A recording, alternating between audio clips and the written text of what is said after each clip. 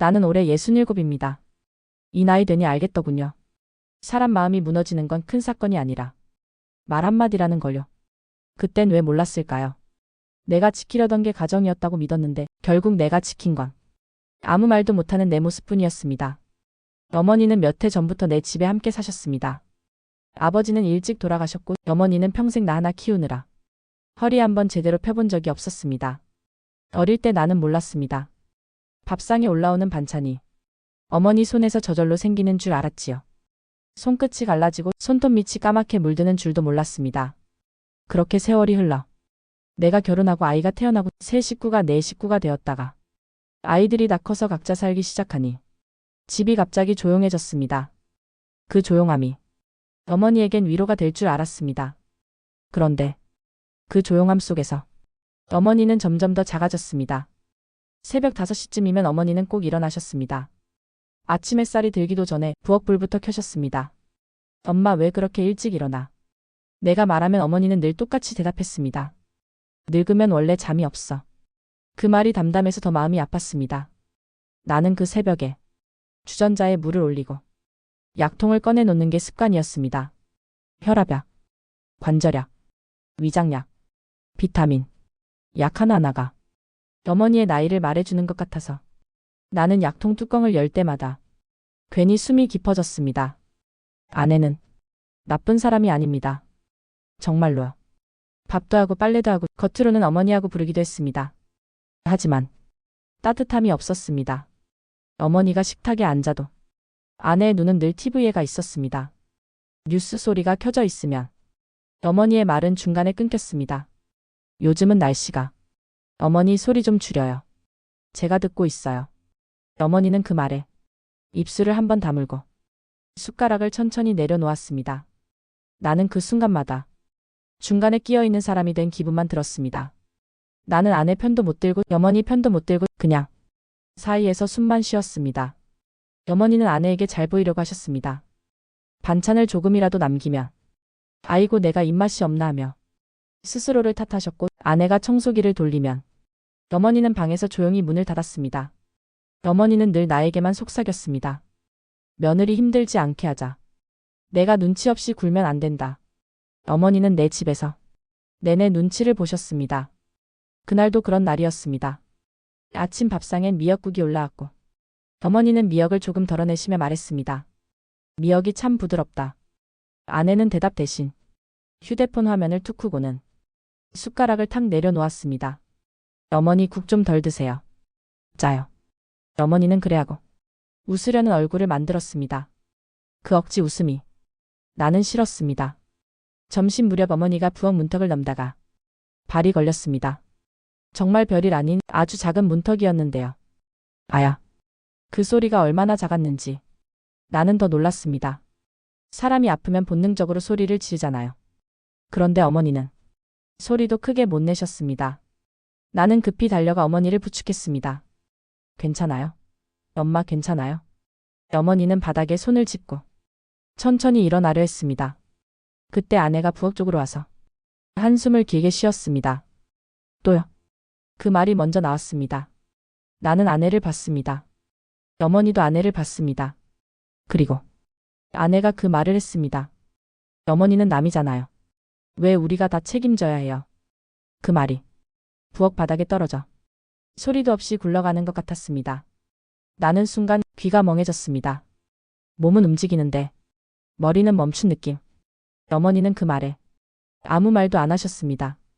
아니 더 정확히 말하면 말을 못 하셨습니다. 어머니 눈이 내 손을 한번 바라보고 아내를 한번 바라보고 그 다음 바닥만 봤습니다. 바닥에 떨어진 미역 한 줄기가 눈에 들어왔고 어머니는 그 미역을 손끝으로 집어 휴지 위에 조용히 올려놓았습니다. 그 모습이 너무 슬펐습니다. 넘어져서 아픈 게 아니라 사람 취급을 못 받은 것처럼 보였거든요. 어머니는 내 팔을 살짝 밀었습니다. 됐다. 나 괜찮다. 그리고는 아무 일도 없었다는 듯 방으로 들어가 문을 닫으셨습니다. 나는 그 문 앞에 서서 한참을 못 움직였습니다. 아내는 내 뒤에서 조용히 말했습니다. 당신도 알잖아. 우리도 인생이 있는데 왜 다 떠안아. 그 말이 또 한 번 내 가슴을 눌렀습니다. 그날 밤 어머니 방에 불이 늦게까지 켜져 있었습니다. 나는 방문 앞을 몇 번이나 왔다 갔다 했습니다. 문을 열면 어머니가 울고 있을까 봐 두려웠고, 문을 열지 않으면 어머니가 혼자 무너질까 봐 더 두려웠습니다. 결국 나는 또 아무 말도 못했습니다. 다음 날부터 어머니는 달라졌습니다. 말수가 줄었습니다. TV를 더 멀리서 보셨습니다. 식탁에서도 반찬을 먼저 내어주고 자기 몫은 끝까지 남겨두었습니다. 가끔 어머니가 작은 수첩을 펼쳐 뭔가를 적는 걸 봤습니다. 볼펜을 잡은 손이 조금씩 떨렸습니다. 나는 물어볼 용기가 없었습니다. 어머니가 쓰는 게 단순한 메모인지 아니면 마음을 정리하는 글인지. 며칠 뒤 나는 우연히 어머니 방 앞에서 서랍 여는 소리를 들었습니다. 달칵달칵. 나는 문틈으로 보았습니다. 어머니가 작은 봉투들을 꺼내 정리하고 계셨습니다. 통장, 보험 서류, 등기 관련 서류.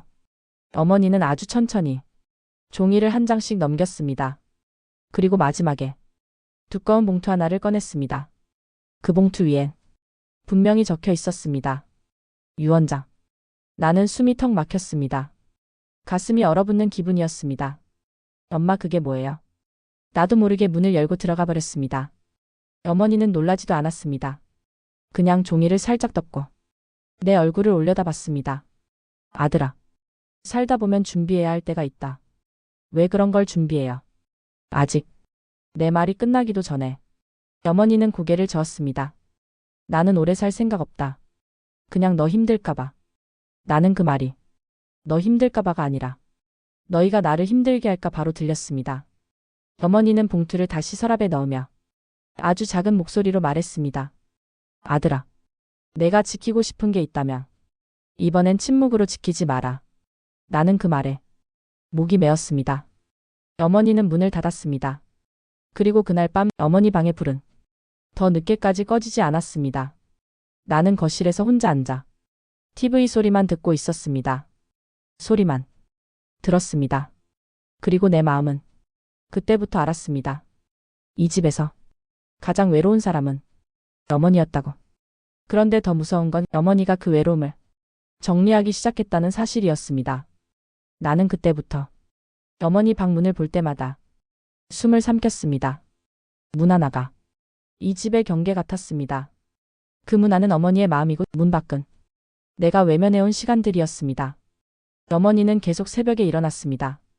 그런데 예전처럼 부엌에 오래 서 있지 못하셨습니다. 주전자를 올려놓고도 의자에 한번 앉아 숨을 고르셨습니다. 나는 어머니 등 뒤가 갑자기 작아 보였습니다. 엄마, 병원 가요. 내가 말하면 어머니는 손사래를 쳤습니다. 병원 가면 더 아프다. 약만 늘어나. 나는 억지로라도 모시고 갔습니다. 병원 대기실에서 어머니는 종이컵 물을 조금씩 마셨습니다. 옆자리에 앉은 노부부가 서로 부축하는 모습을 보면서 어머니는 창밖만 바라봤습니다. 의사 선생님은 말했습니다. 연세가 있으시니까 무릎도 무릎이지만 심장 쪽도 한번 체크해 봅시다. 그 말을 듣는 순간 어머니가 내 손등을 살짝 잡았습니다. 말은 없었지만 손끝이 차가웠습니다. 집에 돌아오자 아내가 먼저 물었습니다. 병원은 왜 또 갔어? 검사 비용은 얼마나 나왔는데? 나는 어머니 앞이라 목소리를 낮췄습니다. 엄마 건강 때문에 갔다. 돈 얘긴 나중에 하자. 아내는 표정을 굳혔습니다. 그리고 그날 저녁 어머니가 방에 들어가신 뒤 아내는 내게 말했습니다. 당신 솔직히 말해봐. 어머니가 우리 집에서 오래 사시면 우린 어떻게 살아? 나는 그 말이 어머니를 걱정하는 말이 아니라 우리 몫이 줄어드는 게 걱정으로 들렸습니다. 나는 화를 내고 싶었지만 입이 떨어지지 않았습니다. 화낼수록 이 집이 더 부서질까 봐 두려웠습니다. 그럼 어쩌자는 건데? 내가 겨우 꺼낸 말에 아내가 차갑게 대답했습니다. 요양원 알아봐. 이제는 전문적으로 돌봐야지. 우리도 이제 쉬어야지. 쉬어야지. 그 말이 참 잔인했습니다. 어머니를 돌보는 일이 아내에게는 노동이었겠지요. 그런데 그 노동의 끝에 있는 사람은 내 어머니였습니다. 며칠 뒤 나는 어머니 방 앞에서 아내와 통화하는 소리를 들었습니다. 아내는 누군가에게 말하고 있었습니다. 아마 친구였을 겁니다. 아, 나 진짜 미칠 것 같아. 나도 인생이 있는데 어머니는 남이지. 남인데 왜 내 삶을 다 가져가? 그 말이 다시 한번 내 가슴을 찢었습니다. 그날 밤 어머니는 나를 부르셨습니다. 아들아, 차 한잔하자. 어머니 방으로 들어가니 작은 탁자 위에 따뜻한 보리차가 놓여 있었습니다. 어머니는 내 앞에 앉아 조용히 내 얼굴을 바라봤습니다. 며느리가 힘들지? 어머니가 먼저 물었습니다. 나는 깜짝 놀랐습니다. 엄마 무슨? 내가 부정하려 하자. 어머니는 손을 들어 멈추게 했습니다. 다 들린다. 귀는 아직 살아있다. 나는 그 자리에서 말을 잃었습니다. 어머니는 웃지도 않았습니다. 울지도 않았습니다. 그냥 아주 담담했습니다. 아들아, 나는 괜찮다. 근데 너는 안 괜찮아 보인다. 나는 그 말에 눈물이 올라왔습니다. 나는 어머니 앞에서 아직도 아이였습니다. 엄마 미안해. 내가 제대로 못해서. 어머니는 고개를 저었습니다. 미안해할 필요 없다. 사람은 다 자기 사정이 있다. 그리고 어머니는 수첩을 꺼내 내 앞에 놓았습니다. 수첩 첫 장에는 날짜가 적혀 있었습니다. 그날 어머니가 넘어지던 날. 그 아래엔 짧게 쓰여 있었습니다. 남이라는 말이 오늘 하루를 길게 만들었다. 나는 그 글을 보는 순간 숨이 가빠졌습니다. 어머니는 수첩을 다시 덮고 말했습니다. 아들아, 나는 누굴 원망하려고 적는 게 아니다. 그냥 내가 나를 잃지 않으려고 적는다. 그 말이 너무 아팠습니다. 며칠 뒤 어머니는 혼자 외출하셨습니다. 원래는 가까운 시장도 나와 같이 가자 하시던 분인데 그날은 혼자 다녀오겠다고 하셨습니다. 나는 불안했습니다. 그래서 뒤에서 몰래 따라갔습니다. 아들이 어머니를 미행한다는 게 얼마나 웃긴 일인지 알면서도 그날은 발이 멈추지 않았습니다. 어머니는 시장으로 가지 않았습니다. 은행으로 들어가셨습니다.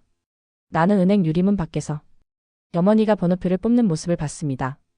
어머니는 창구 직원에게 뭔가를 길게 설명했고 서류를 여러 장 작성했습니다. 그 모습을 보는 내내 내 머릿속은 한 생각뿐이었습니다. 어머니가 뭔가 정리하고 있다. 집에 돌아오자 어머니는 아무 일 없었다는 듯 저녁밥을 드셨습니다. 나는 결국 참지 못하고 물었습니다. 엄마 오늘 은행 갔다 왔어요. 어머니는 젓가락을 멈췄습니다. 그래. 갔다. 왜요? 무슨 일 있어요? 어머니는 나를 보더니 조용히 한마디 했습니다. 아들아, 사람은 나중에 남겨진 사람들이 싸우지 않게 해줘야 한다. 그 말이 또 한 번 내 가슴을 때렸습니다. 어머니는 우리의 싸움을 이미 알고 있었습니다. 아니, 싸움이 시작되기도 전에 싸움이 올 걸 알고 있었습니다. 그 다음 주 어머니는 갑자기 몸이 더 안 좋아지셨습니다. 새벽에 기침을 심하게 하셨고 얼굴이 누렇게 떠 보였습니다. 나는 응급실로 달려갔습니다. 어머니는 침대에 누워 산소 마스크를 쓰고 있었습니다. 나는 어머니 손을 잡고 계속 말했습니다. 엄마, 나 여기 있어. 엄마 괜찮아. 어머니는 눈을 뜨지 못했지만 손끝이 아주 약하게 움직였습니다. 그 미세한 움직임이 나에게는 괜찮다는 말보다 더 크게 들렸습니다. 그때 아내는 응급실 밖에서 전화를 받고 있었습니다. 나는 그 얼굴을 보며 이상한 기분이 들었습니다. 아내는 슬퍼 보이지 않았습니다. 불안해 보이지도 않았습니다. 그저 계산하고 있는 사람 같았습니다. 검사가 끝나고 의사가 말했습니다. 당분간은 조심하셔야 합니다. 연세가 있으셔서 갑자기 나빠질 수도 있어요. 그 말을 듣는 순간 어머니가 서랍에 넣던 유언장 봉투가 떠올랐습니다. 어머니는 이미 자기 몸의 끝을 어느 정도 알고 있었던 겁니다. 집으로 돌아온 날 밤 어머니는 나를 불렀습니다. 아들아, 내가 부탁 하나 해도 되겠니? 나는 뭐든지라고 말했습니다. 정말 뭐든지 할 수 있을 것 같았습니다. 어머니는 아주 작게 말했습니다. 장례식은 조용히 해라. 너희 얼굴 구기지 말고 서로 상처 주지 말고. 나는 그 말이 너무 무서웠습니다. 장례식 얘기를 살아있는 사람이 먼저 꺼내는 건 정말 준비가 끝났다는 뜻 같아서요. 나는 울컥했습니다. 엄마, 그런 말하지 마. 엄마 오래 살 거야. 어머니는 나를 보며 처음으로 살짝 웃었습니다. 그래, 오래 살면 좋지. 근데 사람 이름 모른다. 그 말이 끝나고 어머니는 다시 수첩을 펼쳤습니다. 그날의 마지막 줄은 이렇게 적혀 있었습니다. 침묵은 누군가를 살리는 게 아니라 누군가를 혼자 두는 일이었다. 나는 그 문장을 보고 그 자리에서 어머니 앞에 무릎을 꿇었습니다. 엄마, 나 이제 말할게. 내가 이제 지킬게. 어머니는 내 머리를 가만히 쓰다듬었습니다. 늦어도 된다. 하지만 꼭 해라. 그날 밤 어머니 방불은 일찍 꺼졌습니다. 나는 거실에 앉아 창밖을 바라봤습니다. 그리고 이상하게 바람 소리가 유난히 크게 들렸습니다. 어머니는 정말 갑자기 떠나셨습니다. 그날 아침 어머니는 평소처럼 보리차를 한 모금 드시고 창문을 열어 바깥을 바라보셨습니다. 오늘은 날씨가 좋네. 그 말이 어머니가 남긴 마지막 말이었습니다. 나는 출근 준비를 하다가 거실에서 쿵 하는 소리를 들었습니다. 달려가 보니 어머니가 바닥에 쓰러져 계셨고 나는 무릎으로 기어가듯 가까이 갔습니다. 엄마. 손을 잡았는데 그 손이 이상하리만큼 가벼웠습니다. 내가 그동안 못했던 말들이 숨처럼 목에 걸렸습니다. 미안하다고. 사랑한다고. 이제는 내가 지키겠다고. 그런데 그 말들은 끝내 어머니께 닿지 못했습니다. 병원 복도에서 의사가 고개를 저었을 때 나는 그제야 알았습니다. 사람이 떠난다는 건 장례식장에 영정이 놓이는 일이 아니라 내가 할 말이 더는 갈 곳이 없어지는 일이라는 걸요. 장례식장은 생각보다 사람이 많았습니다. 경로당에서 함께 밥을 드시던 분들, 동네에서 인사만 나누던 분들, 오래전 어머니를 알던 친척들까지. 어머니 참 정이 많으셨지. 아드님 복도 많으셔. 사람들은 그렇게 말했지만 나는 그 말들이 하나도 귀에 들어오지 않았습니다. 조문객들이 나가고 국화향이 진해질수록 내 가슴은 더 텅 비어갔습니다. 아내는 상복을 입고도 유난히 반듯했습니다. 손님 앞에서는 예의 바르고 울어야 할 순간에는 눈물도 흘렸습니다. 그런데 내가 알고 있었습니다. 그 눈물은 어머니를 향한 게 아니라 이 상황을 무사히 지나가야 한다는 긴장에서 나오는 것 같다는 걸요. 나는 그게 더 서러웠습니다. 장례식장에선 슬픔도 계산처럼 보일 때가 있더군요. 마지막 날 변호사가 장례식장으로 왔습니다. 고인의 유언장에 따라 재산과 뜻을 정리해드리겠습니다. 친척들이 의자에 앉았고 순간 공기가 딱 굳었습니다. 사람들 눈빛이 달라지는 게 느껴졌습니다.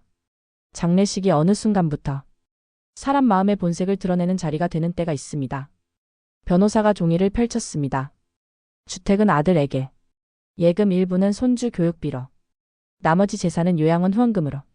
나는 그 문장들을 들으며 자꾸만 아내 얼굴을 봤습니다. 아내는 입술을 꼭 다물고 있었고 눈동자가 흔들리고 있었습니다. 그 흔들림이 슬픔이 아니라 기대처럼 보여서 나는 차마 눈을 마주칠 수가 없었습니다. 그리고 나는 알게 됐습니다.